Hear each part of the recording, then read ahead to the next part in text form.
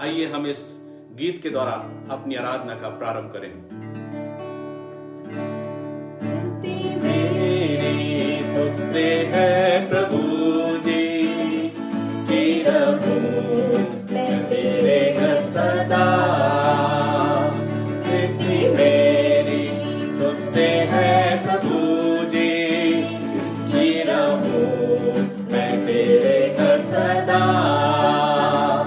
देखूंगा सुंदरता तेरी हरदम, और ना होगा तुझसे जुदा। आनंद ऐसा और कहाँ है, यीशु तू ही जीवन की हर खुशी।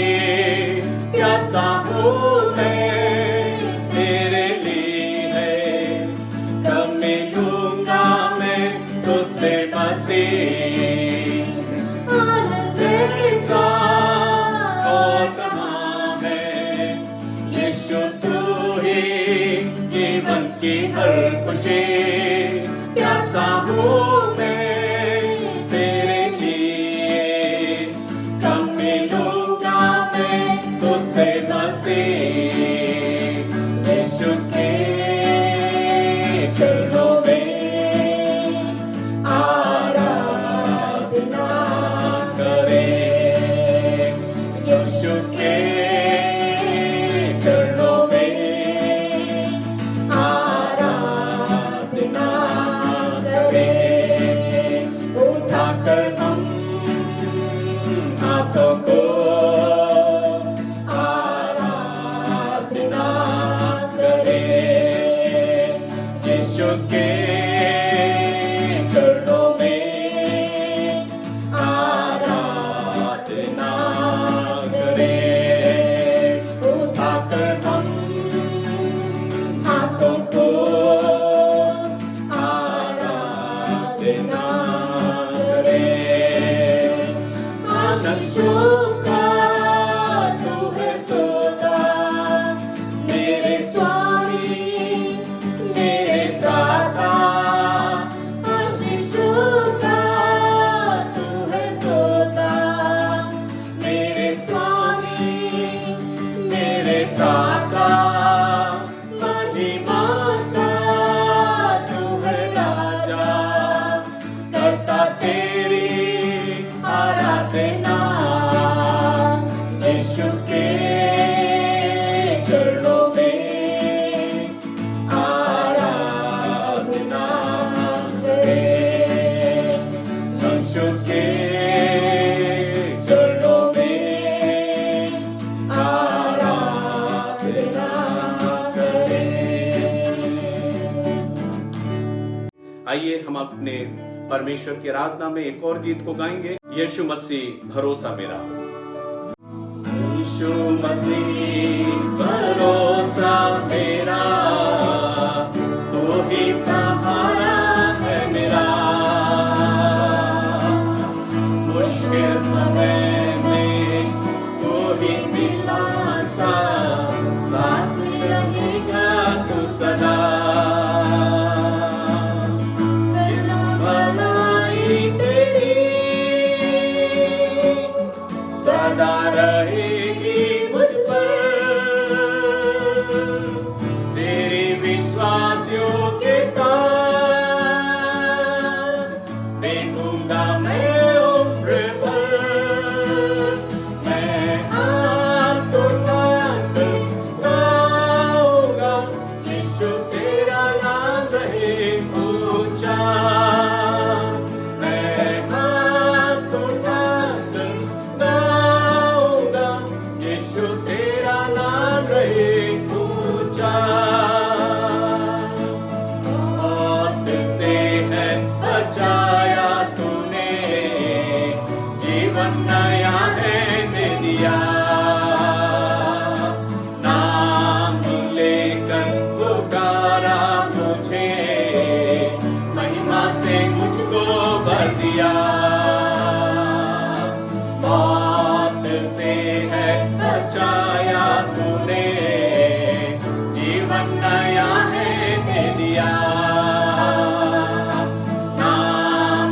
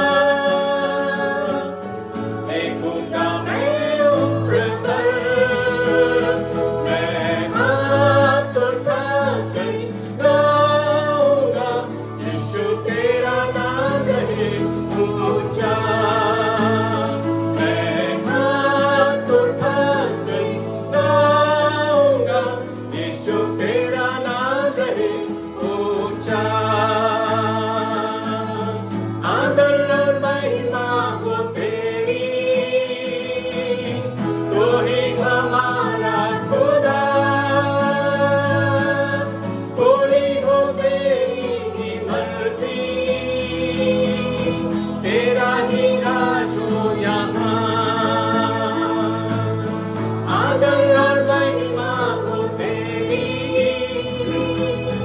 तू ही हमारा खुदा, पूरी हो तेरी ही मर्जी, तेरा ही राज हो यहाँ। हम हाथ उठाकर गाएंगे, यीशु तेरा नाम रहे ऊंचा। हम हाथ उठाकर गाएंगे, यीशु तेरा नाम रहे ऊंचा। हाथ उठाकर गाएंगे, यीशु तेरा नाम रहे ऊंचा। हम हाथ उठाकर गाएंगे, यीशु तेरा नाम रहे ऊंचा। यीशु तेरा नाम रहे ऊंचा। यीशु तेरा नाम रहे ऊंचा। हालेलुया। सचमुच में परमेश्वर का नाम ऊंचा रहे और हम अपने हाथों को उठाकर प्रभु को धन्यवाद दें। ये समय होगा कि थोड़ी देर हम अपने मनों को तैयार करेंगे और जिस तरह हम प्रार्थना में करते हैं, जिस तरह प्रभु का वचन भजन संहिता 98 में बोलता है, यहोवा के लिए एक नया गीत गाओ क्योंकि उसने आश्चर्य कर्म किए हैं, उसके दाहिने हाथ और पवित्र भुजा में उसके लिए उद्धार है। O sing to the Lord a new song. क्यों ना हम परमेश्वर की उपस्थिति में आए और प्रार्थना करें कि प्रभु आज के दिन के लिए प्रभु अपना अभिषेक हमें दे दे। आज के दिन के लिए फिर से वही आग हमारे ऊपर बरसा दे कि हम अभिषेक से भर जाए, पवित्र आत्मा से भर जाए और पवित्र आत्मा से भरकर वो आज हम उसकी स्तुति करें। कुछ देर हम अपने मनों को तैयार करेंगे और इस गीत के साथ अपने आप को समर्पण करें प्रभु के सामने।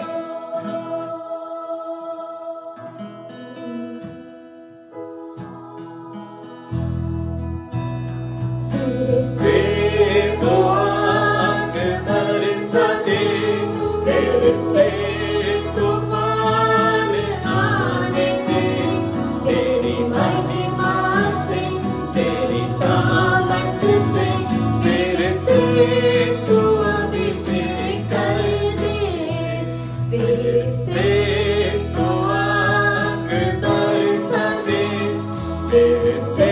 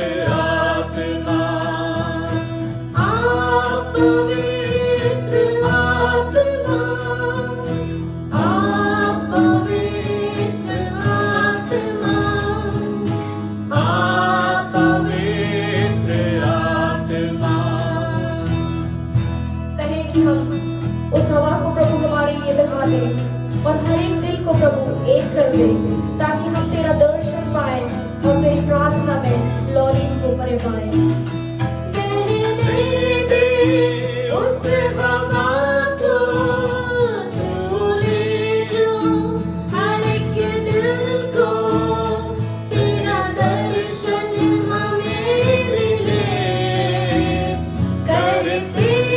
प्रार्थना तुझसे, बहने दे उस हवा को, जो ले जो हर एक दिल को, तेरा दर्शन हमें मिले। करते हैं प्रार्थना तुझसे, तेरी महिमा से, तेरी सामर्थ से, तेरे सिर तू अभिषेक कर दे। पवित्र आत्मा, पवित्र आत्मा, पवित्र आत्मा, पवित्र आत्मा, पवित्र आत्मा, पवित्र आत्मा, तू बदल दे मेरे मन को, तेरी आशीष इस जीवन को, तेरा करुणा हम पे बरसे, अपने मार्ग पे चला हमको, तू बदल दे मेरे मन को, तेरी आशीष इस जीवन को, तेरा करुणा हम पे बरसे, अपने मार्ग पे चला हमको, तेरी महिमा से, तेरी सामर्थ से, तेरे सिर तू अभिषेक कर दे। पवित्र आत्मा, पवित्र आत्मा, पवित्र आत्मा, पवित्र आत्मा, पवित्र आत्मा, पवित्र आत्मा, तेरे से वो आग बरसा दे, तेरे से तूफान आने दे, तेरी महिमा से, तेरी सामर्थ से, तेरे से तू अभिषेक कर दे। तेरे से वो आग बरसा दे, तेरे से तूफान आने दे, तेरी महिमा से, तेरी सामर्थ से, तेरे से तू अभिषेक कर दे। पवित्र आत्मा, पवित्र आत्मा, पवित्र आत्मा, पवित्र आत्मा, पवित्र आत्मा। आइए हम प्रभु के वचन की ओर जाते हैं। और आज जैसा कि मैंने प्रभु के वचन को आपके बीच में रखने के लिए जो विषय लिया है वो ये है कि हम अपने जीवन में नर्क और स्वर्ग के विषय में क्या विचार रखते हैं। क्या हम अपने जीवन में हमारी जो विचारधारा है स्वर्ग और नर्क के विषय में वो क्या है। और इसलिए आज की सुबह मैं उसी विषय पर परमेश्वर के वचन के द्वारा आपके और मेरे ध्यान को केंद्रित कराना चाहूंगा।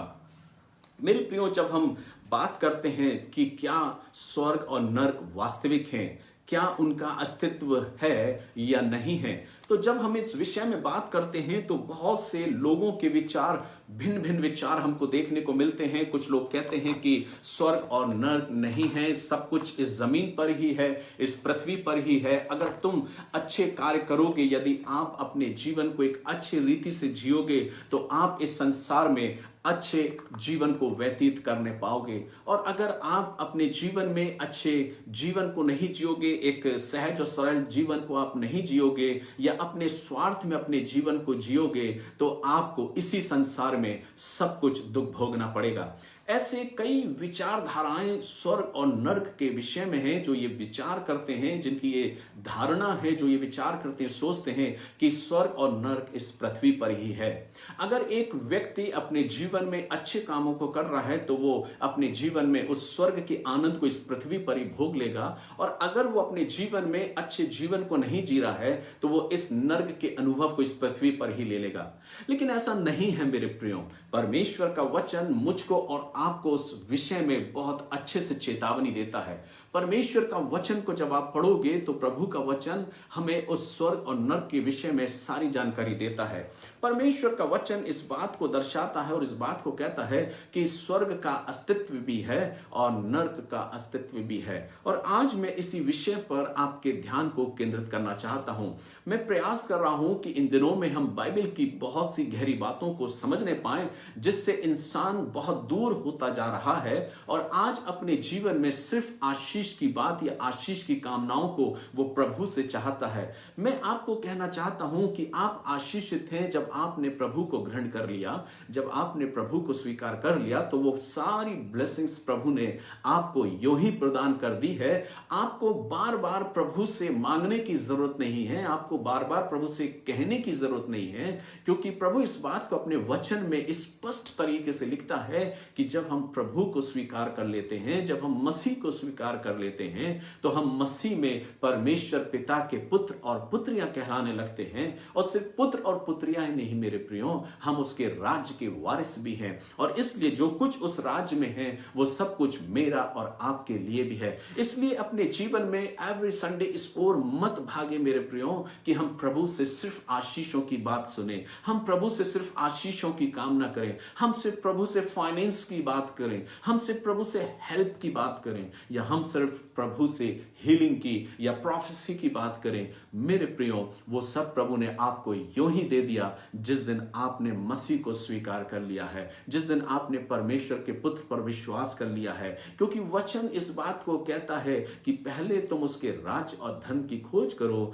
तो ये सारी वस्तुएं तुम्हें यूं ही मिल जाएंगी। इसलिए मेरे प्रियो, मैं कदापि ये प्रयास नहीं करता कि मैं एवरी संडे आपको सिर्फ ब्लेसिंग्स वाले मैसेज दूं, सिर्फ आशीषों वाले मैसेज दूं, या सिर्फ मैं ये नहीं प्रयास कर रहा हूं कि सिर्फ आपको उस प्रकार से फाइनेंस में कैसे बढ़ा जाए, कैसे आपकी फाइनेंस स्थिति बहुत अच्छी हो सके, उसके विषय में मैं आपको मैसेज दूं। या मैं ये नहीं चाहता कि सिर्फ आपको वो आनंद वाला मैसेज ही आपको दूं, लेकिन मैं ये चाहता हूं कि एवरी संडे मेरी कलीसिया के लोग, हमारे साथ जितने लोग जुड़ते हैं, हर एक भाई बहन लोग, या दुनिया के छोर में से अलग अलग जगह से जहां से लोग मुझे आप देख रहे हो, आप परमेश्वर के वचन की, इस वचन की वास्तविकता को आप समझो। ये वचन मुझसे और आपसे क्या बात करना चाहता है।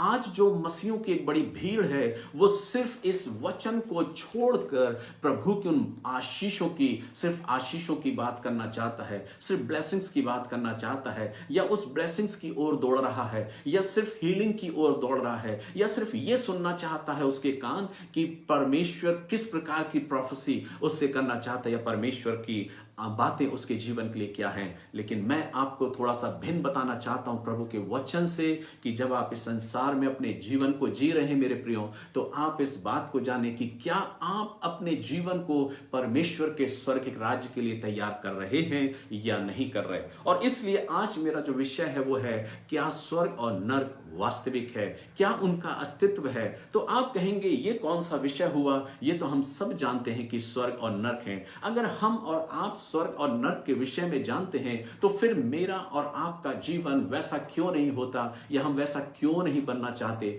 कि हम परमेश्वर के राज्य में, उसके स्वर्ग के राज्य में प्रवेश कर सकें, उसके स्वर्ग के राज में पहुंचने पाएं। और इसलिए मेरे प्रियो, आज संसार में या मसीहों के बीच में ऐसे बहुत से लोग हैं जो स्वर्ग को नकार देते हैं। वो कहते हैं ऐसी कोई धारणा नहीं, ऐसी कोई बातें नहीं है जो स्वर्ग के विषय में हम विचार करें। स्वर्ग और नर्क सब पृथ्वी पर ही है और हम सब कुछ इसी जमीन पर, इसी जीवन में हम भुगतते हैं और उसके बाद हमारा जीवन समाप्त हो जाता है और फिर हमारा पुनर्जन्म होता है, फिर हम नए जीवन को लेते हैं। मेरे प्रियो, बाइबल इस चीज को दर्शाती है और बाइबल इस बात को बताती है कि किसी भी प्रकार का पुनर्जन्म, दोबारा जीवन फिर से हमको नहीं मिलता। इंसान का इस संसार में एक बार आना है और उसके बाद मृत्यु को प्राप्त करना है और उसका बाद फिर न्याय होगा, या हमारे जीवन में हम स्वर्ग या नरक को पाएंगे।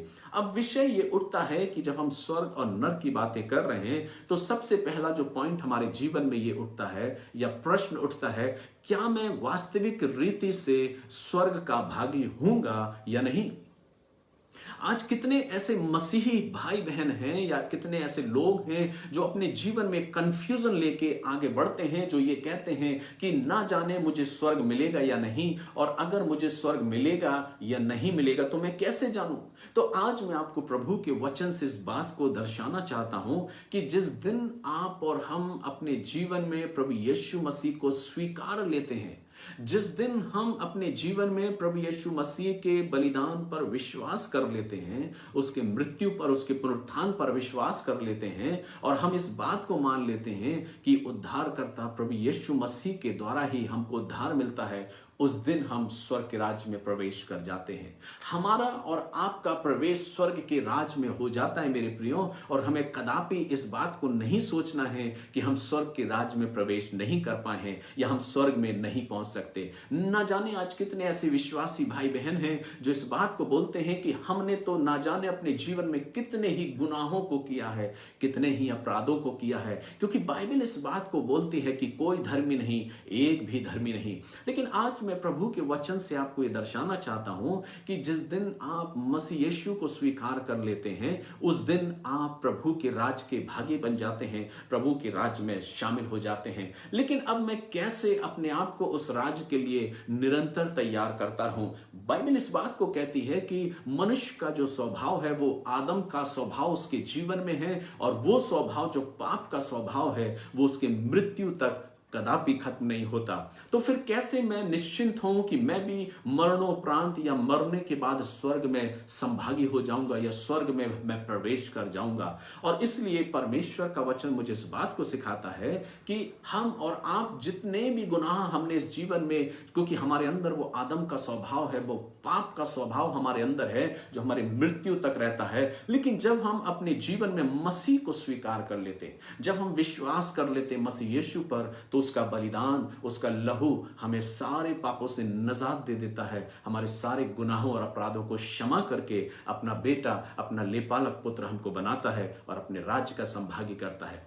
जो ही हम अपने जीवन में अपने मन को फिराते या सच्चा पश्चाताप हम करते हैं, या अपने जीवन में अपने मन को जब हम फिराते हैं मेरे प्रियो, तो वचन इस बात को कहता है कि परमेश्वर अपने आत्मा को हमारे अंदर भेजता है, और वो आत्मा हमारे अंदर रहता है, और वो पाप का स्वभाव जो आदम के स्वभाव से हमको मिला है वो हमारे जीवन से अलग हो जाता है, और परमेश्वर का आत्मा हमारे अंदर वास करने लगता है।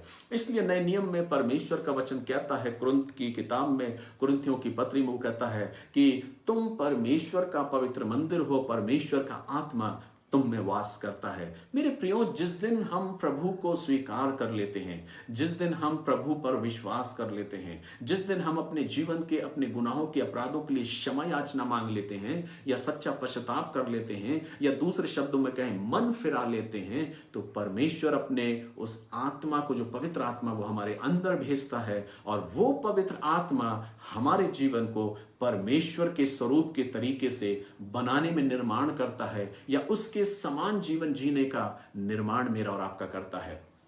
वो मुझको कदम दर कदम सिखाता है कि क्या मेरे लिए अच्छा है, क्या मेरे लिए बुरा है, और अगर मैं किसी बुराई की ओर जा भी रहा हूं तो वो पवित्र आत्मा मुझको और आपको रोकता है और मुझे चिताता है कि गलत है, तुम्हें इस ओर नहीं जाना है, रास्ता ये है, तुम इस ओर चलो। तो मेरे कहने का मतलब ये है कि आप अपने जीवन में इस बात से निश्चिंत हो जाएं कि मैं और आप अपने जीवन में स्वर्ग के राज्य में हम प्रवेश पा चुके हैं, परमेश्वर के स्वर्ग के राज के हम भागी हैं। क्यों? क्योंकि जिस दिन हम अपने जीवन में प्रभु को स्वीकार कर लेते हैं, उस दिन हम स्वर्ग के राज्य के भागी बन जाते हैं। अब रहे मेरे और आपके जो गुनाह हैं, वो तो प्रभु कहता है कि मैंने उन गुनाहों को मिटा डाला है, मैंने उन गुनाहों को धो डाला है, अब मैं उस ओर अपने ध्यान को नहीं करता हूं, मैंने तुम्हारे सारे अपराधों को धो डाला है। अगर आप इब्रानियों को निकालें और इब्रानियों के 10वें अध्याय को और उसकी 17वीं आयत को पढ़ें, तो वहां परमेश्वर का वचन कुछ इस प्रकार से कहता है, जो मेरे और आपके गुनाहों के बारे में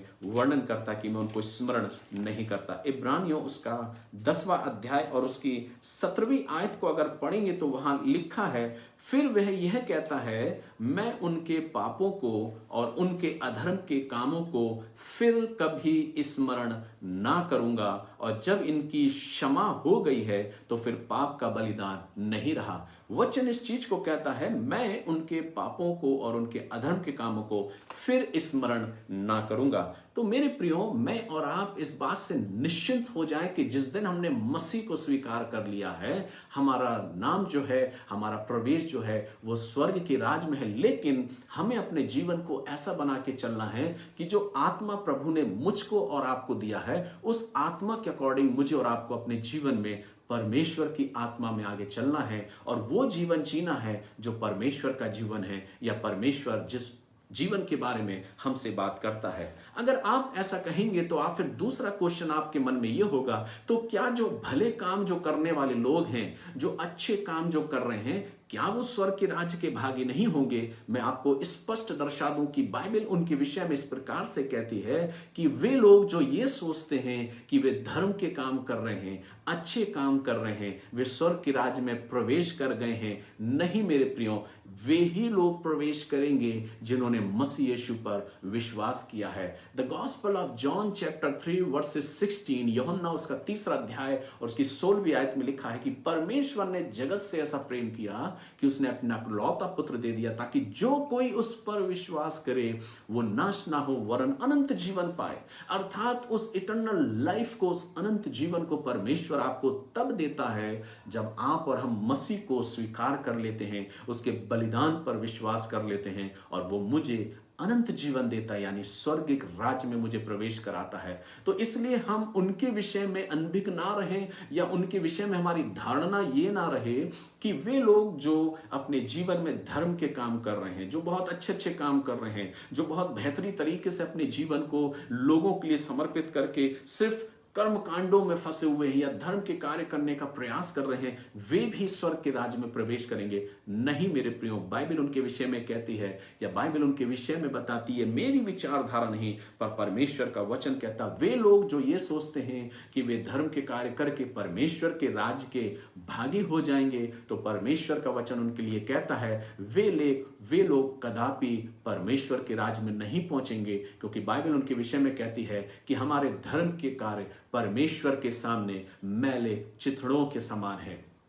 बाइबल इस चीज को हमें दर्शाती है, बाइबल उस विषय में हमको दर्शाती कि हमारे जो धर्म के काम है वो परमेश्वर के सामने मैले चिथड़ों के समान है। इसलिए वचन कहता है, प्रभु ने कहा, जब तू किसी भी प्रकार का दान या दक्षिणा दे या किसी भी प्रकार की भेंट दे तो अपने आगे तुरही मत बजवाना, अपने आगे तुरही मत फुकवाना, जैसा कि कितने लोग चौकों पर और सड़कों पर खड़े होके करते हैं ताकि उनकी बड़ाई की जाए। मेरे प्रियो, आज हम और आप अगर ये सोच रहे हैं कि अगर हम बहुत धर्म के काम कर रहे हैं या किसी अच्छे कामों को हम कर रहे हैं तो हम स्वर्ग के राज्य में प्रवेश कर जाएंगे, ये स्पष्ट कर लें। बाइबल उनके विषय में इस बात को कहती है कि हमारे अच्छे काम उस स्वर्ग के राज्य में प्रवेश कराने के लिए पर्याप्त नहीं है, क्योंकि हमारा उद्धार मेरे प्रियो उन कर्म और कांडों के द्वारा या धार्मिक कामों के द्वारा नहीं है, लेकिन हमारा उद्धार मसीह पर विश्वास करने के द्वारा है। अगर हम कर्मों पर विश्वास करते हुए आगे चलते हैं कि जो अच्छे कर्म हम कर रहे हैं वो हमें स्वर्ग के द्वार पर पहुंचा देंगे, तो वो हमें कदापि नहीं मेरे प्रियो। वचन कहता है स्वर्ग के राज तक पहुंचाने का जो माध्यम है वो सिर्फ प्रभु यीशु मसीह है, और वचन कहता है कि प्रभु यीशु मसीह के द्वारा ही जब हम विश्वास करते हैं तो हम स्वर्ग के राज में प्रवेश करते हैं। अच्छे कामों के द्वारा हम कभी भी स्वर्ग के राज में प्रवेश नहीं करेंगे। भले आप बहुत अच्छे काम करते हो, लेकिन अगर आपने मसीह को स्वीकार नहीं किया तो आप उस स्वर्ग के राज में प्रवेश कदापि नहीं कर पाएंगे। और इसलिए मेरे प्रियो, कई बार इंसान अपने जीवन में ये सोचता है तो फिर मैं क्या करूं कि स्वर्ग के राज में प्रवेश पा जाऊं। उनके लिए सिर्फ यही है कि आपको मसीह यीशु पर विश्वास करना है, अपने जीवन में उसके बलिदान पर विश्वास करना है, क्योंकि बाइबल इस बात को कहती है जितनों ने उसे ग्रहण किया उन्हें परमेश्वर की संतान होने का अधिकार प्रदान किया गया है, परमेश्वर की संतान उनको बना लिया गया है। अब आप सोचेंगे कि अगर एक जो अच्छे काम जो व्यक्ति कर रहा है, जो भले काम जो कर रहा है, वो स्वर्ग के राज्य में प्रवेश करने के लायक नहीं, क्योंकि बाइबल इस चीज को कहती है कि हमारे अच्छे काम प्रभु के सामने मैले चिथड़ों के समान है। क्यों मैं इस बात को बोल रहा हूं मेरे प्रियो? इसलिए बोल रहा हूं क्योंकि हो सकता है एक व्यक्ति संसार की दृष्टि के अनुसार या संसार की आंखों के सामने या संसार के लोगों के सामने वो भले के काम तो कर रहा है, लेकिन उसका जो इंटरनल लाइफ है, उसका जो आंतरिक जीवन है, वो ये है, वो अपने जीवन में उस अच्छे जीवन को नहीं जी रहा जो पवित्र आत्मा जीने की सलाह हमको देता है, या जिसमें पवित्र आत्मा हमारी अगुवाई करता है। वो व्यक्ति भले काम तो अवश्य कर रहा है, लेकिन कहीं ना कहीं उसका जीवन एक सांसारिक तौर तरीके से वो जी रहा है, या अपने जीवन में सांसारिक तौर तरीकों में, अभिलाषाओं में, लालसाओं में अपने जीवन को व्यतीत कर रहा है, यानी कि वो अपने जीवन में गुनाह कर रहा है और वो पश्चाताप नहीं कर रहा। कई बार लोग कहते हैं कि ये सब कहने की बातें हैं कि स्वर्ग और नर्क है, इस जिंदगी में बहुत अच्छे से जिंदगी को व्यतीत करो, अपने जीवन में जो चाहिए तुम वो अपने जीवन को जियो, क्योंकि जिंदगी सिर्फ एक बार मिलती है, इसलिए आनंद के साथ जियो, जो करना है, जो मर्जी है वो क्यों, देखा जाएगा मरने के बाद स्वर्ग है या नर्क। वे सबसे बड़े धोखे में है मेरे प्रियो, जो इस बात को कहते हैं मरने के बाद देखा जाएगा कि हम स्वर्ग में जाएंगे या नर्क में। कई बार कुछ लोग कहते हैं कि मुझे कोई फर्क नहीं पड़ता कि मैं स्वर्ग जाऊं या नर्क जाऊं, मुझे तो मालूम है कि मैं नर्क में ही जाऊंगा। लेकिन मेरे प्रियो, नर्क इतनी भयावह जगह है, इतनी भयानक जगह है, जिसके विषय में परमेश्वर का वचन हमको सिखाता। कई लोग नर्क को विश्वास नहीं करते और वो बोलते हैं ये तो सिर्फ एक मजाक है, एक उपहास है, और कई बार परमेश्वर की उस बात पर भी मजाक उड़ाते हैं और वो कहते हैं क्या ये भला है कि मैं नर्क में डाला जाऊं, और जैसा कि बताया गया है कि वहां पे आग की झील है, तो वो आग जलती कैसे है, उसमें आग लगी कैसे है, वो किस प्रकार से जलती है, वो भूल जाते हैं। जिस परमेश्वर ने बड़ी बड़ी ज्योतियों को बनाया है, आज सारी गैलेक्सी में, आज सारे आकाश मंडल में आप बड़ी बड़ी ज्योतियों को देखते हैं, और ना जाने ऐसे कितने बड़े बड़े आग के गोले अंतरिक्ष में लटके हुए हैं। जिसने सूर्य को बनाया है, जो इतना तपता हुआ सूर्य है, जिसकी किरणों को पाकर हम गर्मी प्राप्त करते हैं, और कई बार हम बहुत ज्यादा व्यथित भी हो जाते हैं उस सूर्य की किरणों से। तो वो परमेश्वर जिसने उस सूर्य को और आग के गोलों को बनाया है, वो क्या नर्क को ना बना सकेगा? क्या वो नर्क को ना बनाएगा? इसलिए मेरे प्रियो, नर्क वास्तविक है और स्वर्ग भी वास्तविक है। मैं अपने संदेश में आगे आ रहा हूं और आपको और विस्तृत रीति से समझाने के लिए। परमेश्वर का वचन कहता है कि वे लोग जो उपहास में उड़ाते हैं कि नर्क नाम की कोई चीज नहीं है, स्वर्ग नाम की कोई चीज नहीं है, सब कुछ इसी पृथ्वी पर आपको भुगतना है। कितने मसीही विश्वासियों के द्वारा, कितने ही मसीह लोगों के द्वारा मैंने इस बात को सुना है जो ये कहते हैं कि कोई स्वर्ग और नर्क नहीं है, सब कुछ हमें इसी जमीन पर भुगतना पड़ता है, इसी जमीन पर हमको भुगतना है। लेकिन जो बात मैंने आपसे कही, आप स्वर्ग के भागी हो जाते हैं जब आप मसीह को स्वीकार कर लेते हैं। दूसरी बात, आपके अच्छे काम, सिर्फ जो कर्म आप कर रहे हैं, वो आपको स्वर्ग में नहीं ले जाएंगे। स्वर्ग में जाने के लिए सिर्फ एक ही रास्ता, वो है प्रभु यीशु मसीह, जिसके विषय में लिखा है कि वो परमेश्वर पर अगर हम विश्वास करते हैं, वो प्रभु पर हम विश्वास करते हैं, तो स्वर्ग के राज का द्वार हमारे और आपके लिए खुल जाता है और हम प्रभु के राज में प्रवेश पाते हैं। तो क्या मैं और आप जब अपने जीवन में धार्मिक कामों को अगर हम कर रहे हैं, तो परमेश्वर का वचन कहता है कि तुम अपने कामों को इस प्रकार से करो कि लोगों को दिखाने के लिए नहीं, पर वास्तविक जो परमेश्वर है वो आपके कामों को देखे और आपको आशीषित करे। अब हम आगे परमेश्वर के वचन में आते हैं और हम ये देखते हैं कि कई बार हमारी ये विचारधारा रहती है कि जो लोग मर गए हैं, जो मृत्यु को प्राप्त कर लिए हैं, वे स्वर्ग गए हैं या नर्क गए हैं। कई बार हम ये सोचते हैं जो हमारे प्रिय लोग हैं, जो मसीह में सो गए हैं, वे लोग कहाँ पहुंचे। मैंने लास्ट संडे में, पिछले रविवार को मैंने इस विषय में आपको सिखाया था कि मरने के बाद क्या होता, मृत्यु के बाद हमारे जीवन में क्या होता है। और आज उसी श्रृंखला में मैं आगे बढ़ रहा हूं और आपको ये सिखाने का प्रयास कर रहा हूं कि वे लोग जिनके विषय में हम सोचते हैं कि जो मर गए हैं, जिनकी मृत्यु हो गई है, जो मसीह में सो गए हैं, वे क्या स्वर्ग में पहुंच गए हैं या नहीं पहुंचे। उनके विषय में मैं आपको इस बात को दर्शाना चाहता हूं जो प्रभु का वचन कहता है। और प्रभु का वचन इस बात को कहता है कि जो लोग मसीह में विश्वास रखते थे, जिन्होंने अपने जीवन में मसीह पर विश्वास कर लिया, बहुत ध्यान से सुनिएगा मेरे प्रियो, वचन कहता है जिन लोगों ने अपने जीवन में प्रभु यीशु मसीह को अपना निज उद्धारकर्ता करके स्वीकार कर लिया है, वे स्वर्ग के राज्य में प्रवेश पा चुके हैं। उनसे वो छीना नहीं जाएगा, क्योंकि उनका उद्धार हो चुका है। कर्म के आधार पर नहीं, उन भले कामों के आधार पर स्वर्ग के राज्य में आप प्रवेश नहीं करेंगे। जितने लोग आज दौड़ लगाए हुए हैं, भले भले काम करने की चेष्टा कर रहे हैं और वे सोचते हैं कि ये भले काम उन्हें स्वर्ग के द्वार पर खड़ा कर देंगे, नहीं मेरे प्रियो, बाइबल बिल्कुल इसके विषय में हमें सचेत करती है। वचन कहता है कि भले काम परमेश्वर की दृष्टि में मैले चिथड़ों के समान है। स्वर्ग के राज्य में सिर्फ मसीह ही हमें पहुंचा सकता है, वही एक माध्यम है। और वचन कहता है प्रभु यीशु मसीह पर विश्वास करने के द्वारा हम स्वर्ग के राज्य में प्रवेश पाते हैं, क्योंकि हमारा और आपका उद्धार हो जाता है। हम और आप उद्धार को प्राप्त कर लेते हैं।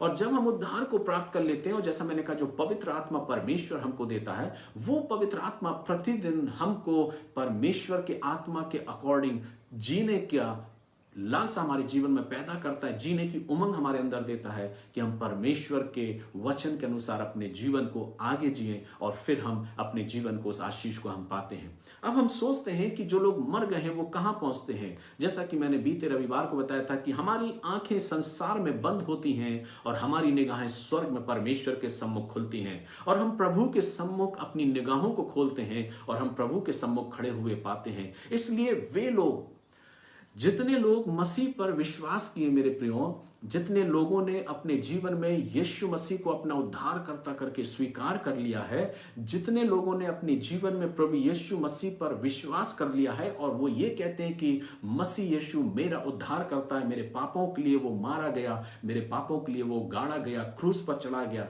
और उसने मेरे लिए अपने आप को बलिदान कर दिया। मैं विश्वास करता हूं मसीह यीशु पर कि वो मेरे लिए जी उठा है। आप स्वर्ग के राज्य के भागी हो जाते हैं, और वो आपसे किसी भी प्रकार से उस भाग को नहीं छीनेगा। आप अपने जीवन में बस ये प्रयास करें कि आप परमेश्वर के आत्मा के अकॉर्डिंग चलें, परमेश्वर के अनुग्रह में होकर आगे बढ़ें। आप स्वर्ग के राज्य के भागी हैं। आज जितने लोग ये सोचते हैं कि मैं स्वर्ग के राज्य का भागी नहीं हूं, नहीं मेरे प्रियो, अगर आपने मसीह यीशु को अगर वास्तविक रीति से मन फिराकर, पश्चाताप करके अगर स्वीकार कर लिया है, आप स्वर्ग के राज्य में पहुंचेंगे। जिस दिन हमारी आंख यहां पर बंद होगी मेरे प्रियो, हमारी देह को कब्र में तो रख दिया जाएगा, और वचन कहता है कि वो हमारी देह को भी सड़ने नहीं देगा। भजन संहिता में किस प्रकार से दाऊद कहता है, तू अपने दास को कब्र में सड़ने नहीं देगा। और इसलिए वचन कहता है हमारी देह तो कब्र में रहेगी, लेकिन हमारी आत्मा जो है वो परमेश्वर के पास स्वर्ग में पहुंच जाएगी। इसलिए हम बिल्कुल कंफर्म रहे अपने जीवन में, अगर मैंने आज मसीह यीशु को स्वीकार कर लिया, हम स्वर्ग के राज्य के भागी हैं। आगे हम आते हैं, जब हम इस बात को कहते हैं कि हम और आप स्वर्ग के राज्य के भागी हैं, क्योंकि हमने मसीह यीशु पर विश्वास कर लिया है, हमने मसीह यीशु पर विश्वास करके अपने जीवन को जी रहे हैं, तो हम स्वर्ग के राज्य के भागी हैं। अब प्रश्न ये उठता है कि उस समय जब हम यहां से, हमारी आत्मा ले ली जाती है, परमेश्वर के पास चली जाती है आत्मा, क्योंकि उस परमेश्वर ने उस आत्मा को मेरे और आपके शरीर में दिया है, और वो वापस फिर परमेश्वर के पास पहुंच जाती है, जैसे कि सपोपदेशक की पुस्तक कहती है। तो उस जगह हमें कहां रखा जाता है, वो कौन सी जगह है जहां पर हम रखे जाते हैं? और इसलिए बाइबल उनके विषय में जो वर्णन करती है वो है अधलोक के बारे में वर्णन। कई बार बाइबल में जब ट्रांसलेशन किया गया है तो अधलोक को कई बार हेल शब्द दे दिया गया है, जो उसका उचित ट्रांसलेशन नहीं है। अधलोक को दो भागों में बांटा गया है, और अधलोक के विषय में लिखा है कि आज जितने भी विश्वासी या अविश्वासी लोग मरते हैं, जो विश्वासी हैं, जो मसीह जीवन को जिए, या जिन्होंने मसीह पर विश्वास किया है, जिन्होंने मसीह को स्वीकार किया या ग्रहण किया है, या सुसमाचार पर विश्वास किया है, वो अधलोक के उस भाग में जाते हैं जो आशीषित भाग है, जो आनंद का भाग है, जो खुशी और आनंद का भाग है। जो अधलोक है वो दो भागों में डिवाइड किया गया है, दो भागों में बांटा गया है, और जिसके विषय में पुराने नियम से ही परमेश्वर उस विषय में वर्णन करने लगा था और बताने लगा था और दर्शाने लगा था उस अधलोक के बारे में या उस आनंद के भाग के बारे में। और इसलिए वचन कहता है कि जितने लोग मरते हैं जो मसीह में हैं और जो अविश्वासी हैं, वे लोग जो मरते हैं वे डायरेक्ट उनकी आत्मा परमेश्वर के पास पहुंचती है। और पहुंचने के बाद जिन्होंने मसीह यीशु पर विश्वास किया है तो परमेश्वर उनके गुनाहों को स्मरण नहीं करता। अगर आपने सच्चा पश्चाताप कर लिया है और प्रतिदिन अपने जीवन में पवित्र आत्मा के द्वारा अगर आप जीवन को जी रहे हैं तो आप डायरेक्ट परमेश्वर के आपका आत्मा परमेश्वर के पास पहुंचता है और परमेश्वर आपकी उस आत्मा को उस आशीष वाले भाग में पहुंचा देता है जो अधलोक में वो आशीष वाला भाग है जिसमें हम आनंद के साथ प्रभु के उस समय तक इंतजार करते हैं, उसके न्याय के समय तक। लेकिन वे लोग जो अपने जीवन में ये सोचते थे कि धर्म के काम या धार्मिक कार्य या भले काम मुझको स्वर्ग के राज में पहुंचा देंगे और जिन्होंने मसीह को स्वीकार नहीं किया है, वे लोग उस दुख वाले और दर्द वाले हिस्से में पहुंचते हैं जो अधलोक का दूसरा हिस्सा है जिसमें दर्द और दुख है। और न्याय के समय तक वो इंसान, वो आत्मा वहां पर रहती है जब तक न्याय नहीं हो जाता। The book of revelation chapter 20 में जैसा कि वर्णन लिखा है। तो मेरे कहने का तात्पर्य है मेरे प्रियो, वचन हमको यह सिखा रहा है कि हम अपने जीवन के बारे में निश्चिंत रहें कि मैं अगर प्रभु में सो गया तो मैं स्वर्ग के राज में पहुंचूंगा, क्योंकि मैंने अपने जीवन को प्रभु के लिए दे दिया। मैंने प्रभु के जीवन पर, उसके उद्धार पर और उसकी योजना पर विश्वास किया, उसके बलिदान पर विश्वास किया। तो आप मरणोपरांत, मृत्यु के बाद आपकी आत्मा परमेश्वर उस आशीष वाले भाग में पहुंचा देगी। वो आशीष वाले भाग में आप पहुंच जाएंगे जो अधलोक का आशीष वाला भाग है। लेकिन वे लोग जो विश्वासी अपने जीवन में जो मसीह तो कहलाते हैं लेकिन मसीह यीशु को जिन्होंने ग्रहण नहीं किया, जो अपने आप को मसीह तो कहते हैं, जो शायद मसीह घराने में जीवन जन्म उनने ले लिया, जो शायद मसीह तो कहलाते हैं पर कर्म कांडों पर ज्यादा विश्वास करते हैं, कर्म कांड उनके लिए ज्यादा महत्वपूर्ण है, वे लोग अपने जीवन में अगर मसीह को सच्चे दिल से स्वीकार नहीं किया, पश्चाताप के साथ स्वीकार नहीं किया, बाइबल उनके विषय में ये कहती है कि उन्हें अधलोक के उस भाग में रखा जाएगा जब तक न्याय नहीं हो जाएगा, उस भाग में रखा जाएगा जहां दुख और पीड़ा है। और वचन इस बात को कहता है कि जो वचन भविष्यवक्ताओं के द्वारा पुराने नियम में लिखा गया या पुराने नियम में बताया गया, परमेश्वर का वचन इनके विषय में जो वर्णन करता है, जिसके विषय में परमेश्वर बताता है कि इब्रानी भाषा में अगर नर के बारे में इब्रानी भाषा में अगर हम देखें तो वहां पर उसका शब्द जो है वो शियोल करके आया है और जो यूनानी भाषा है उसमें हैडिस करके आया है। लेकिन हम इन यूनानी और इब्रानी भाषाओं में नहीं पढ़ना चाहते, हम तो वास्तविकता को देखना चाहते हैं कि नर्क जो है वो वास्तविक है, अधलोक का वो भाग जहां पर दुख और पीड़ा है और जहां पर आशीष वाला भाग है। चुनाव हमें स्वयं अपने जीवन में करना रहता है। प्रभु ने तो हमारे लिए आशीष वाला भाग ठहरा दिया है, क्या हम उस आशीष वाले भाग से बढ़कर कुछ और पाना चाहते हैं? वचन कहता है कि अगर हमने मसीह यीशु को प्राप्त कर लिया तो हम उस आशीष वाले भाग में पहुंच जाते हैं। हम उस आशीष वाले भाग को प्राप्त करते हैं जब हमारी मृत्यु हो जाती है, हमारी आत्मा उस आशीष वाले भाग में रख दी जाती है। लेकिन वे लोग जिन्होंने स्वीकार नहीं किया वो दुख वाले भाग में पहुंच जाते हैं और वो तब तक जब तक न्याय नहीं हो जाता वो उस स्थान पर उनकी आत्माएं वहां पर रहती हैं। अब प्रश्न ये उठता है, आप ये सोचते होंगे कि उन लोगों का क्या होगा जो मसीह के पहले मृत्यु को प्राप्त किए हैं, मसीह के पहले जिनकी मृत्यु हो गई, क्या वे भी स्वर्ग के राज्य के भागी हैं? क्योंकि उन्होंने ना तो सुसमाचार सुना, ना मसीह यीशु के बारे में जाना। उनके विषय में हम क्या कहें? हो सकता है आपके मन में यह प्रश्न उठे, तो मैं इस प्रश्न का भी जवाब प्रभु के वचन के द्वारा देना चाहता हूं कि वे लोग जो मसीह यीशु के बलिदान के पहले मृत किए गए हैं, जिन्होंने अपने जीवन को परमेश्वर में व्यतीत किया है, जिन्होंने परमेश्वर पर विश्वास रखते हुए अपने जीवन को जिया है, उनको उस समय अधलोक में जो भाग था उनको उस स्थान पर रख दिया जाता था। दोनों लोग एक ही स्थान पर रहते थे। मसीह यीशु के पुनरुत्थान के पहले की बात मैं कर रहा हूं। जब तक मसीह का पुनरुत्थान नहीं हुआ था तो मसीह के पुनरुत्थान के पहले अधलोक, जिसके विषय में बाइबल हमको दर्शाती है कि वो हिस्सा जहां पर मृत आत्माओं को रखा जाता था, वे उस भाग में रहते थे जहां पर वे अपने जीवन को स्मरण करते हैं कि उन्होंने इस पृथ्वी पर क्या किया है, उनकी आत्माओं को वहां पर रखा जाता था। प्रभु यीशु मसीह की पुनरुत्थान के पहले दोनों आत्माएं वहां पे थी, जो विश्वासी थे, जो अविश्वासी थे, जिन्होंने परमेश्वर में अपने जीवन को व्यतीत किया, जो किसी भी प्रकार से परमेश्वर से बढ़कर किसी और को महत्व ना देते हुए या उनके आगे नहीं झुके, वे लोग उस अधलोक में उनकी आत्माओं को रखा जाता था। और इसलिए बाइबल कहती है मृत्यु के बाद जब उनकी आत्माएं वहां पर गईं तो वो पुनरुत्थान के पहले वे सब उस अधलोक में एक ही जगह रहती थी, दोनों को एक ही जगह रखा गया। लेकिन बाइबल इस चीज को कहती है कि जब प्रभु यीशु मसीह ने अपना बलिदान दिया और मृत्यु होने के बाद वो 3 दिन अधलोक में उतरा, वचन कहता है वो अधलोक में उतर गया। क्यों उतरा, उसके पीछे रीजन ये है कि वे लोग जो परमेश्वर में जीवन को व्यतीत किए, उनकी आत्माओं को प्रभु यीशु मसीह अपने साथ उनकी आत्माओं को उस आशीष वाले भाग में ले गया, जो आशीष वाला भाग उसने ठहराया है अपने विश्वासी लोगों को।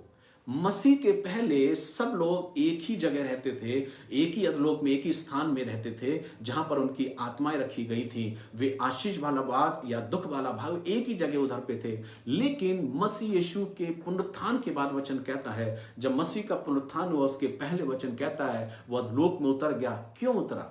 एक प्रश्न उठता है, 3 दिन तक प्रभु ने क्या किया? जब कब्र में रखा गया तो वो क्या किया? और इसलिए वचन कहता है वो अधलोक में गया उन आत्माओं के पास जिन्होंने अपने जीवन को परमेश्वर के वचन के अनुसार, या जो भविष्यवक्ताओं ने जो पुस्तकें दी परमेश्वर के आत्मा में होके, या जिन्होंने परमेश्वर पर, यहोवा पर भरोसा किया, परमेश्वर पर विश्वास किया, जीवित परमेश्वर पर विश्वास किया, उनकी आत्माओं को प्रभु यीशु मसीह अपने साथ पुनरुत्थान होते ही वो कहां ले गया? उनको स्वर्ग में लेके चला गया। और इसलिए उनको स्वर्ग में ले जाके उन आत्माओं को उसने उस आशीष वाले भाग में रख दिया, जो आत्माएं उस आशीष वाले भाग में हैं। इसलिए बाइबल कहती है कि जब 2 डाकू यीशु मसीह के आजू बाजू चढ़े थे, लेकिन एक डाकू ने सच्चा पश्चाताप किया और उसने कहा, प्रभु जब तू अपने राज में आए तो मेरी सुधि लेना। वहां पर इंग्लिश वर्ड आया है पैराडाइज, और वचन कहता है यीशु मसीह ने कहा आज ही तू मेरे साथ स्वर्गलोक में होगा। तो स्वर्गलोक वो आशीष वाला भाग है, अधलोक का वो आशीष वाला भाग जहां पर उस डाकू को रख दिया जिसने उस आशीष वाले भाग को प्राप्त किया। क्यों? क्योंकि मसीह पर उसने विश्वास किया और उसके पापों को परमेश्वर ने क्षमा कर दिया। इब्रानियों 10:17 में जैसे लिखा, मैं फिर उनके अपराधों और अधर्म को स्मरण ना करूंगा। क्यों? जिस दिन हम मसीह को स्वीकार कर लेते मेरे प्रियो, हमारे पाप धुल जाते हैं, हमारा जीवन स्वच्छ हो जाता है और हम स्वर्ग के राज के भागी हो गए। और वो अधिकार और वो हिस्सा कोई आपसे नहीं छीन सकता अगर आपने वास्तविक रीति से मसीह पर विश्वास कर लिया है। इसलिए पुराने नियम में जिस विषय में परमेश्वर वर्णन करता है, जिस विषय में अपने भविष्यवक्ताओं के द्वारा वो कहता है, दानियेल उसके 12 अध्याय को अगर आप निकालें, दानियेल की पुस्तक और उसका 12 अध्याय उसकी दूसरी आयत को अगर आप पढ़ेंगे तो वो पुनरुत्थान के विषय में वहां वर्णन कर रहा है उन लोगों के बारे में जो मसीह के पुनरुत्थान से पहले मर गए थे। और दानियेल 12 और उसके दूसरे पद में इस प्रकार से लिखा है, दानियेल 12 और उसके दूसरे पद में वचन कहता है, और यहां पर जब हम इस आयत को पढ़ते हैं तो वचन कहता है, जो भूमि के नीचे सोए रहेंगे उनमें से बहुत से लोग जाग उठेंगे, कितने तो सदा के जीवन के लिए, सदा के जीवन के लिए अर्थात अनंत जीवन या स्वर्ग लोक के लिए। बाइबल कहती है जो भूमि के नीचे सोए हुए रहेंगे उनमें से बहुत से लोग जाग उठेंगे, कितने तो सदा के जीवन के लिए और कितने अपनी नाम धराई और सदा तक अनंत घिनौने ठहरने के लिए। और इसलिए बाइबल यहां पर इस प्रकार से हमको वर्णन सिखाती है, या परमेश्वर का वचन ये कहता है कि दानियेल ने अपने उस आत्मा में होके उस वचन को बता दिया कि मसीह का पुनरुत्थान कैसे होगा, और उस पुनरुत्थान के बारे में वर्णन यहां पर कर दिया गया है। और दानियेल लिखता है जो भूमि के नीचे सोए रहेंगे उनमें से बहुत से लोग जाग उठेंगे, क्योंकि वे सदा के जीवन के लिए और कितने अपने नाम धराई और सदा तक अनंत घिनौने ठहरने के लिए। दानियेल ने उस दर्शन को जो मसीह का पुनरुत्थान था उसके बारे में दर्शन प्राप्त कर लिया था कि मसीह का पुनरुत्थान होगा, और जब मसीही को कब्र में रखा जाएगा तो वो अधलोक में जाएगा, और उन आत्माओं को जो परमेश्वर पर विश्वास करने वाली थी, जो जीवते परमेश्वर के आगे झुकी, जिन्होंने अपने जीवन को परमेश्वर के अधीन रहते हुए अपने जीवन को जिया और इस मृत्यु को प्राप्त किए, उन आत्माओं को प्रभु यीशु मसीह वहां से ले जाकर अपने साथ पुनरुत्थित करेगा। और इसलिए बाइबल कहती है जब प्रभु यीशु मसीह का पुनरुत्थान हुआ तो कितनी ही कब्रें खुल गई, वर्णन करती है बाइबल, और कब्रें खुल गई और जो देह थी, जो लोथें थी, वो जीवित हो गई और वे उस जीवन को उन्होंने प्राप्त किया। उन्होंने उस जीवन को प्राप्त किया और वचन कहता है कि परमेश्वर ने उनके जीवन को जीवित कर दिया, उनकी आत्माओं को फिर जिला दिया।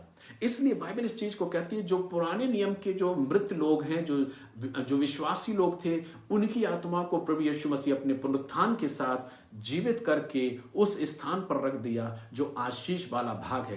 पहले तो सिर्फ सब लोग एक ही जगह रहते थे, लेकिन मसीह के पुनरुत्थान के बाद उन आत्माओं को उस स्थान पर रख दिया गया।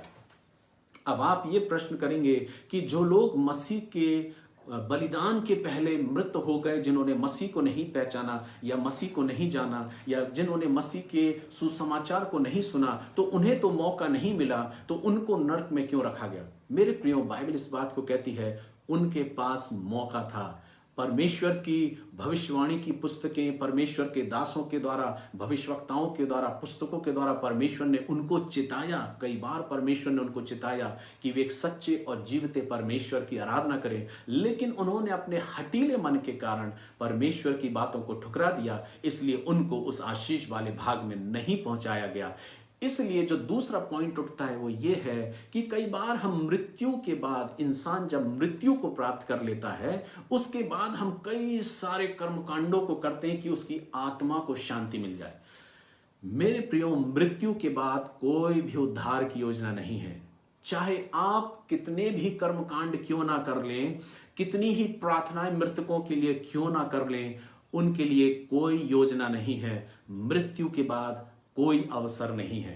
ये हर एक विश्वासी बड़े दृढ़ता के साथ अपने जीवन में स्वीकार कर ले, क्योंकि वचन इस चीज को हमको दर्शाता है। हम सोचते हैं कि एक जन जिन्होंने अपने जीवन को सिर्फ मसीह के द्वारा नहीं जिया, उसने विश्वास भी नहीं किया और वो मर गया, और हम उसके आगे लिख देते हैं स्वर्गीय। आपको कैसे मालूम कि वो स्वर्गीय है या नरकीय है? लेकिन हम स्वर्गीय उसके शब्द के आगे, नाम के आगे लगा देते हैं। लेकिन बाइबल हमें इस बात को कहती है कि मृत्यु के बाद उद्धार की कोई योजना नहीं। वचन इस बात को कहता है मृत्यु के बाद परमेश्वर की योजना उस व्यक्ति के जीवन में खत्म हो जाती है। जब तक आपको जीवन दिया इस संसार में, अगर आपने उसके उस बातों को स्वीकार नहीं किया, तो मृत्यु के बाद आप चाहे कितने भी कर्मकांड क्यों ना कर लो, कितनी भी प्रार्थनाएं उस मृत व्यक्ति के लिए क्यों ना कर लो, अगर उसने अपने जीवन में मसीह पर विश्वास नहीं किया या सिर्फ भले कामों में लगा रहा, मसीह पर, बलिदान पर विश्वास नहीं किया, वो उस अधलोक के दुख वाले भाग में पहुंचा दिया जाएगा, और जो उसने विश्वास किया वो आशीष वाले भाग में पहुंचाया जाएगा। इसलिए हम मसीह भाई बहन इस बात से बिल्कुल सचेत हो जाएं और इस बात को जान लें कि मृत्यु के बाद उद्धार की कोई योजना नहीं है। हम ना जाने मसीह भाई बहन कितने बार अपने जीवन में कर्मकांडों में फंस के अपने लोगों के लिए हम दुआएं करते हैं, मृत व्यक्तियों के लिए दुआएं करते हैं, और हम प्रार्थना करते हैं कि हम उन मृत व्यक्तियों के लिए प्रार्थना करें कि परमेश्वर उनकी आत्मा को शांति दे या परमेश्वर उन्हें अपने राज्य में जगह दे। नहीं मेरे प्रियो, हमारी और आपकी प्रार्थनाएं उनकी मृत्यु के बाद कोई वैल्यू नहीं रखती। हम चाहे कितनी भी प्रेयर क्यों ना कर लें, चाहे कितनी भी प्रार्थनाएं क्यों ना कर लें, चाहे कितना भी हम 30 या 40 या जितने भी भोजन होते हैं हम उनके नाम पे क्यों ना बंटवा दें, कितने ही भोजन हम लोगों को क्यों ना करा दें कि लोग सोचें कि हमारा अमुक व्यक्ति मृत हो गया है, अब हम आज अपने जीवन में इतने लोगों को हम भोजन करा दें तो उसकी आत्मा को शांति मिलेगी, वो इस पृथ्वी पर भ्रमण नहीं करेगा और वो उस अनंत, उस स्वर्ग राज में प्रवेश करेगा। नहीं मेरे प्रियो, मृत्यु के बाद कोई उद्धार की योजना नहीं, कोई चांस नहीं, कोई मौका नहीं। जो मौका है वो जीवन में है, इस जिंदगी में है, इस जीवन को जीते हुए है। मृत्यु के बाद कोई अवसर नहीं। और इसलिए तो परमेश्वर का वचन कहता है, क्या जब मैं कब्र में चला जाऊंगा तो क्या मेरी मिट्टी तेरा धन्यवाद करेगी? नहीं मेरे प्रियो, अभी अवसर है प्रभु को स्वीकार करने का। अगर हम कर लेते हैं तो हम स्वर्ग के राज्य में प्रवेश करते हैं। और वे लोग जो मृत हो गए, जिन्होंने विश्वास नहीं किया, वो आज भी अधलोक के उस दुख भाले भाग में हैं। ये बिल्कुल हकीकत है। जिन्होंने शायद मसीह घराने में जन्म तो ले लिया, जिन्होंने शायद मसीह परिवार में जीवन तो अपने जिए हैं, या या जिन्होंने शायद कर्मकांडों को पूरा करते हुए विश्वास उनके मन में था नहीं, लेकिन उनका कंफर्मेशन करवा दिया गया, उनके बच्चों ने स्वीकार ही नहीं किया कि मसीह क्या है, या बपतिस्मा हमने करवा दिया क्योंकि हमको विवाह करना था, हमको शादी करनी थी, इसलिए हमने बपतिस्मा करा दिया। पासवान ने बोला बिना बपतिस्मे का इसकी शादी नहीं होगी, इसलिए जाके हमें जल में ही तो डूबना है। हम जाकर उस जल में डूब गए और हमने बपतिस्मा लिया कि हमारा बपतिस्मा हो गया, लेकिन इंटरनल अंतराकरण से हमने मसीह को स्वीकार नहीं किया। ऐसे लोग परमेश्वर के स्वर्ग के राज में प्रवेश कदापि नहीं करेंगे, वो परमेश्वर का वचन कहता है। और इसलिए वचन कहता है जो इस उद्देश्य से सिर्फ डूब का बपतिस्मा या बपतिस्मा लेते हैं, या कई ऐसे लोग हैं जो सिर्फ विवाह के कारण कंफर्मेशन ले लेते हैं, उनके लिए मैं इस बात को सचेत करना चाहता हूं मेरे प्रियो और प्रिय माता पिता, मैं आपसे बात कर रहा हूं, कदापि अपने बच्चों को इस प्रकार से कर्मकांड ना करिए जब तक वो अंतःकरण से अपने जीवन में मसीह यीशु के स्वाद को ना चख लें, मसीह यीशु पर विश्वास ना कर लें, मसीह के बलिदान पर विश्वास ना कर लें। और जब वे अपने आप से ना कहें मैं मसीह पर विश्वास करता हूं, मैं अपने जीवन में प्रभु के नाम से बपतिस्मा लेना चाहता हूं, या अब मैं तैयार हूं प्रभु की देह में सम्मिलित होने के लिए, उस दिन राइट टाइम है कि आप अपने जीवन में उस कार्य को आगे करें। लेकिन वे लोग जो धोखे में हैं, जो सोचते हैं कि विवाह के लिए बपतिस्मा ले लिया, विवाह के लिए कंफर्मेशन कर लिया और वो सोचने लगे कि अब वो मसीह बन गए, वे बहुत बड़े धोखे में हैं, क्योंकि ऐसे लोग परमेश्वर के राज के भागी कदापि ना होंगे। क्योंकि वचन कहता वे ही भागी होंगे जिन्होंने मसीह पर विश्वास किया है, स्वीकारा है और सच्चे मन के साथ, पश्चाताप के साथ उसके पास आए हैं, वे परमेश्वर के राज्य में संभागी होंगे। और इसलिए परमेश्वर का वचन यहां इस बात को सिखाता है कि जब हम और आप अधोलोक में आशीष वाला भाग और जो दुख वाला भाग है, जब उसमें पहुंचाए जाते हैं, तो हम वहां पर आशीष वाले भाग को प्राप्त करते हैं जितनों ने मसीह को स्वीकार किया। और इसलिए वचन कहता है, पुराने नियम में दानियेल ने उस बात को वर्णन किया, लेकिन मसीह यीशु ने आने के बाद अपने संसार में रहते हुए उसने उसको और उजागर किया। इस घटना के दौरान उसने कहा, एक धनवान पुरुष था और एक कंगाल पुरुष था जिसका नाम लाजर था। और वचन कहता है कि धनवान अपने जीवन में सारी सुख सुविधाओं को वो आनंद के साथ जीता रहा और उसने अपने जीवन में सिर्फ अपने बारे में, अपने स्वार्थ के बारे में, अपनी जिंदगी के बारे में सोचा।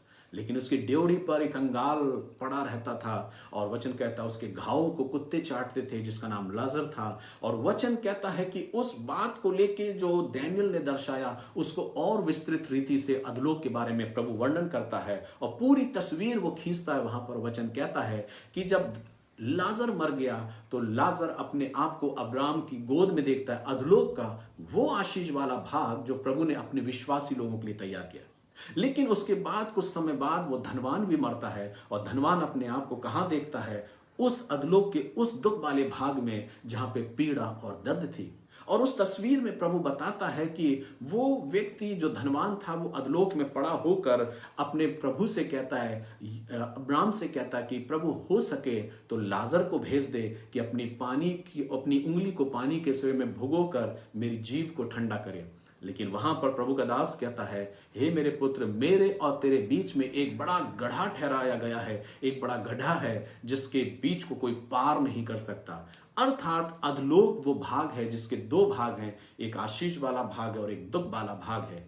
आशीष वाला भाग में वे लोग जाएंगे जिन्होंने सिर्फ और सिर्फ मसीह को विश्वास कर लिया है, स्वीकार लिया है, कर्म के आधार पर नहीं, कर्म कांडों के आधार पर नहीं कि हम भले काम करें। कोई भी व्यक्ति जिसने मसीह यीशु को विश्वास नहीं किया लेकिन वे भले कार्य कर रहे हैं, वे स्वर्ग के राज्य के भागी ना हो पाएंगे। क्योंकि बाइबल इस चीज को कहती है, हमारे काम जो प्रभु के सम्मुख मैले चिथड़ों के समान है, लेकिन उनका अंश उसमें तब जाएगा जब हम मसीह यीशु पर विश्वास करते हैं।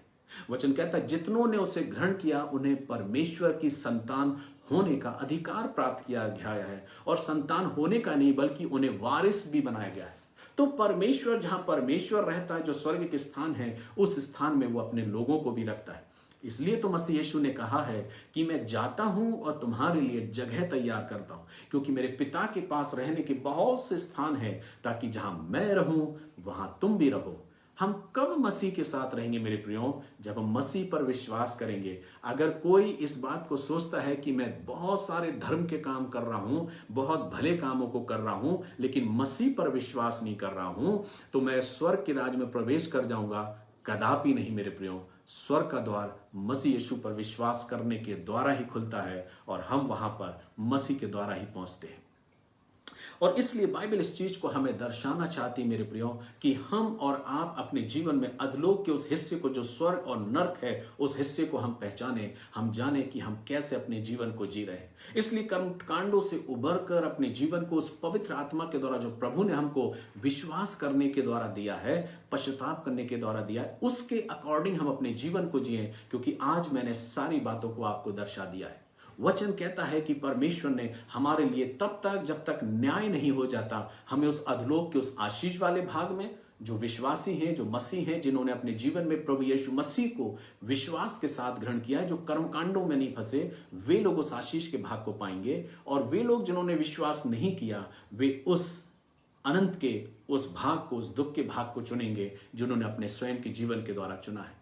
ये क्लियर हो गया कि जो मसीह के पहले मृत थे, वे लोग जिन्होंने परमेश्वर के द्वारा चले, वो आशीष वाले भाग में पहुंचे, और जिन्होंने नहीं विश्वास किया, वे आज भी अधलोक के उस दुख वाले भाग में हैं, दुख वाले हिस्से में हैं।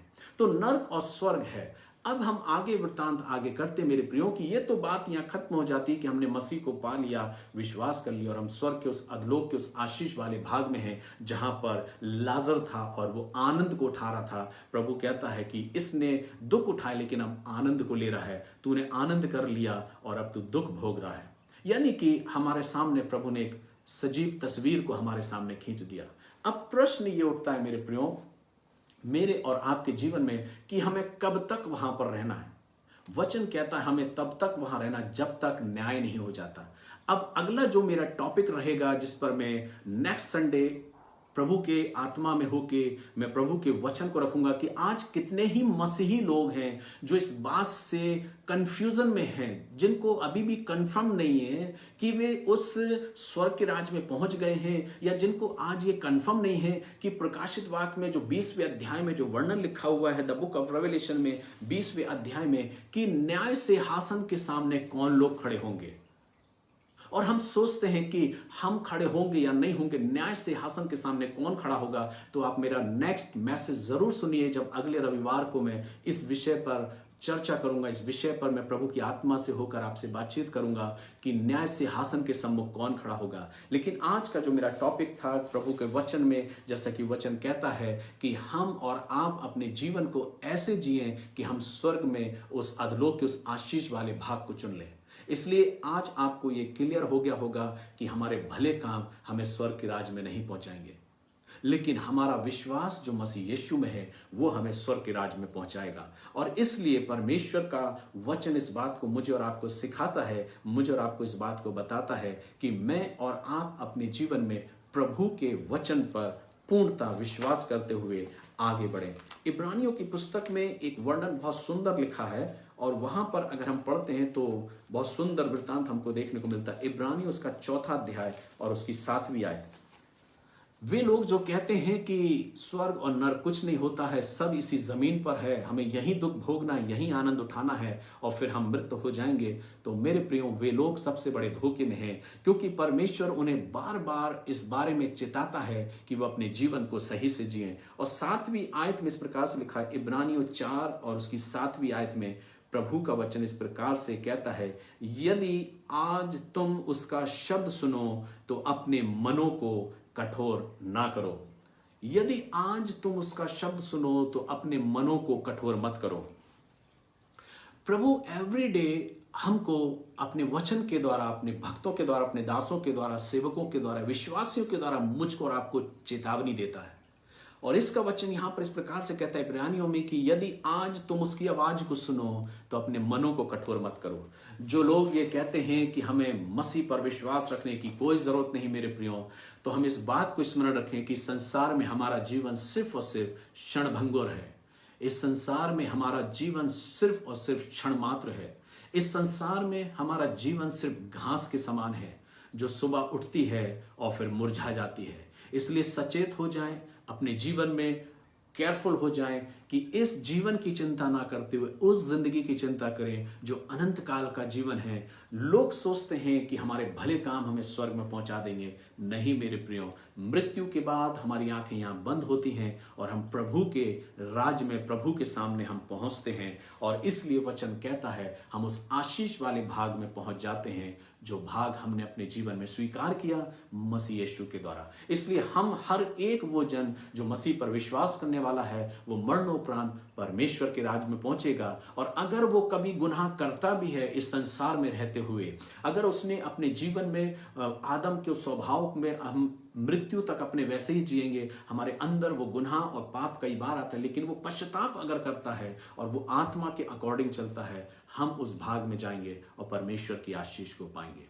इसलिए मेरे प्रियो, वचन कहता है उसके बाद जब प्रभु अपने न्याय सिंहासन पर बैठेगा, क्योंकि वचन कहता है परमेश्वर ने सारा न्याय करने का अधिकार अपने पुत्र को उद्धार करता प्रभु यीशु मसीह को सौंप दिया है। तो क्या हम न्याय सिंहासन के सम्मुख खड़े होंगे? ये मेरा नेक्स्ट टॉपिक रहेगा। अगले रविवार में हम अवश्य इस वचन पर चर्चा करेंगे। क्या मेरा नाम जीवन की पुस्तक में लिखा है? आज कितने मसीह विश्वासी लोग हैं जो इस बात से आज भी कंफ्यूज हैं, क्या जाने मेरा नाम जीवन की पुस्तक में लिखा है या नहीं। अगर आप जानना चाहते हैं तो नेक्स्ट संडे हमसे जरूर मुलाकात करें इस फेसबुक के माध्यम से। और नेक्स्ट संडे मैं इस विषय पर आपसे विचार करूंगा, प्रभु की आत्मा में होके, अपने ज्ञान और बल पर नहीं, लेकिन प्रभु का वचन जो हमें सिखाता है उस आधार पर होके मैं आपसे चर्चा करूंगा। क्या मृत्यु उपरांत मैं प्रभु के न्याय सिंहासन के सम्मुख खड़ा हूंगा या नहीं, या मेरा न्याय होगा या नहीं, क्या मेरा नाम जीवन की पुस्तक में है या नहीं, इस विषय पर हम बात करेंगे और प्रभु की आत्मा से हम सीखेंगे। तो आज का जो वचन है, मैं सोचता हूं आप सबों को बहुत अच्छे से स्मरण हो गया होगा कि स्वर्ग और नरक हैं, जिसमें अधलोक है, और उस अधलोक में जे लोग जिन्होंने मसीह को स्वीकार नहीं किया, जो अपने जीवन को सिर्फ नाम मात्र मसीह जिंदगी को जी रहे हैं, जिन्होंने नहीं जिया, वो मृत्यु के बाद उस अधलोक के उस दुख भाले भाग में रहेंगे जब तक न्याय नहीं हो जाएगा। और वे लोग जिन्होंने मसीह को स्वीकार कर लिया है, उनसे कदापि उद्धार नहीं छीना जाएगा।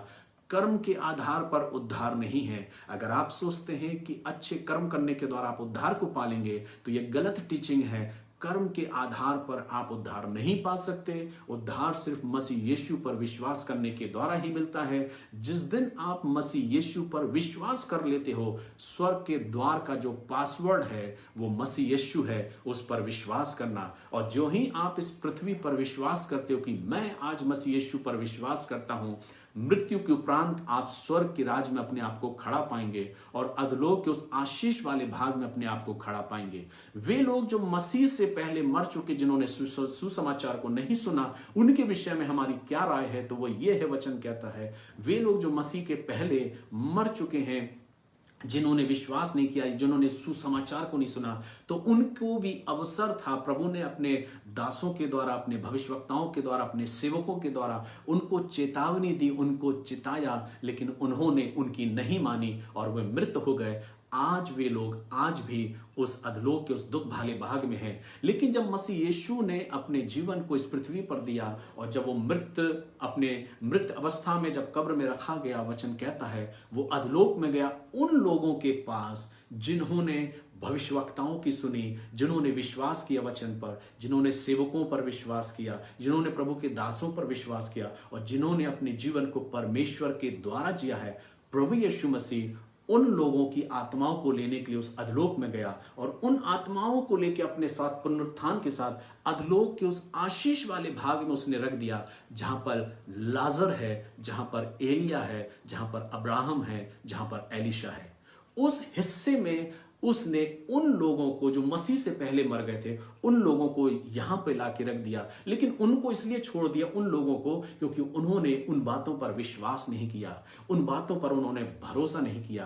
क्योंकि बाइबल इस बात को कहती है कि मृत्यु के बाद कोई उद्धार की योजना नहीं है, मृत्यु के बाद कोई उद्धार नहीं है। इसलिए कई लोग टीचिंग देते हैं प्रीचिंग करते इस विषय पर कि प्रभु यीशु मसीह तीसरे दिन अधलोक में उतर गया और उसने वहां पर जाके टीचिंग दी, उनको सिखाया, अपने विषय में बताया, उद्धार की योजना के बारे में बताया। वे फॉल्स टीचिंग है मेरे प्रियो, गलत शिक्षाएं हैं, वे गलत शिक्षा आपके बीच में प्रसारित कर रहे हैं। प्रभु यीशु मसीह वहां पर अपने आप को दिखाने के लिए और सुसमाचार सुनाने के लिए नहीं उतरा मेरे प्रियो, लेकिन उन आत्माओं को लेने के लिए गया जो आत्माएं परमेश्वर पर विश्वास करती थी, उन आत्माओं को लेने के लिए गया, क्योंकि मृत्यु के बाद कोई उद्धार की योजना नहीं।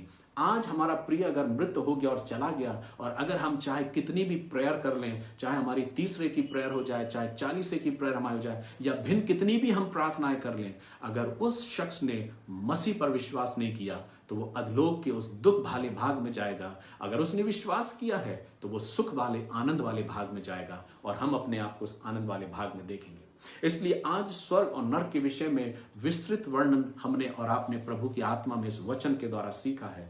इसलिए अपने आप को आप तैयार करें, अपने जीवन को आप तैयार करें, और इस तरीके से पवित्र आत्मा में अपने जीवन को जिएं कि आप और हम मृत्यु के बाद अपने जीवन में संतुष्टि के साथ परमेश्वर के उस आशीष वाले भाग में पहुंचे जो उसने मेरे और आपके लिए तैयार कर रखा है। वचन कहता है कि प्रभु मुझे चाहता है कि जहां वो रहे वहां मैं और आप भी रहें।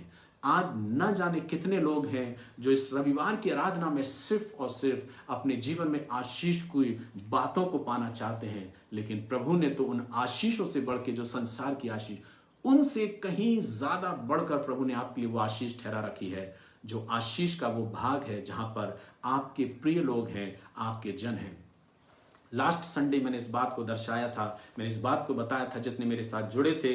कुछ शब्दों को कह के मैं अपने संदेश को विराम दूंगा कि वे लोग जो हमारे प्रिय लोग हैं, जो मृत हो गए हैं, जिन्होंने मसीह पर विश्वास किया, वे उस आशीष वाले भाग में हैं। और जब हम भी पहुंचेंगे उस आशीष वाले भाग में, क्योंकि हमने मसीह पर विश्वास किया, और ये 100% हमारे जीवन में सत्यता है कि हम मसीह के राज्य में संभागी होंगे, क्योंकि हम परमेश्वर के पवित्र आत्मा की अगुवाई में चल रहे हैं और अपने आप को पाप से विमुख रख के एक सही जीवन को जीने का प्रयास कर रहे हैं। तो हम उस आशीष वाले भाग में जब पहुंचेंगे तो हम अपने प्रियों को पहचानेंगे, अपने प्रियों को जानेंगे, अपने प्रियों को हम देखने पाएंगे, क्योंकि लाजर को उस धनवान व्यक्ति ने पहचान लिया था, और लाजर ने अब्राम को पहचान लिया था, और अब्राम ने लाजर को पहचान लिया था। इसलिए जब हम पहुंचेंगे तो हम अपने प्रियों को पहचान लेंगे कि वे लोग हैं जो हमारे प्रिय लोग थे। इसलिए अपने आप को उस आशीष वाले भाग का हिस्सा बनाएं और अपने आप को तैयार करें उस आने वाले समय के लिए। प्रभु इन वचनों के द्वारा आप सभी को आशीष दे,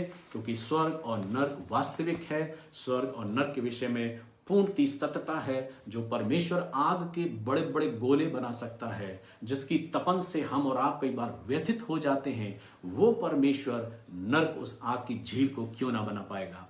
आग की झील है, जिनको मजाक करना है वे मजाक में उड़ाते रहें, जिनको मजाक करना है वो मजाक सोचते रहें, जो ये कहते हैं कि देखा जाएगा मृत्यु के बाद क्या होगा। मेरे प्रियो, ऐसे लोगों को मैं सचेत करना चाहता हूं, मृत्यु के बाद कोई मौका नहीं है मेरे प्रियो, मृत्यु के बाद कोई अवसर नहीं है, मृत्यु के बाद कोई उद्धार नहीं है। अगर अवसर है तो आज ही है, आज ही हमें मसीह को स्वीकार करना है। इब्रानियों 4:7 कहता है, अगर आज तुम उसके वचन को सुनो तो अपने मनों को कठोर मत करो। अगर हम अपने मन को कठोर करते मेरे प्रियो, तो आप मानिए आपने अपने जीवन में अधलोक के उस दुख वाले भाग को चुन लिया है, आप सुख वाले भाग में नहीं जाएंगे। इसलिए कर्म कांडों से अपने आप को उबारें। मृत्यु के बाद किसी के लिए भी प्रार्थना करने का कोई वजूद नहीं बनता कि जो व्यक्ति मृत हो गया है अब हम उसके लिए प्रार्थना कर रहे हैं, जिसने अपने जीवन को मसीह के अनुसार नहीं जिया, लेकिन हम प्रार्थना कर रहे हैं प्रभु अपने राज में संभागी करना, अपने राज में उसे पहुंचा देना।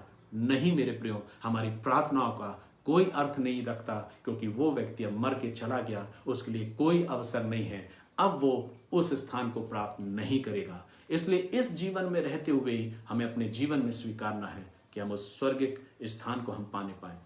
God bless you. प्रभु आप सभी को आशीष दे।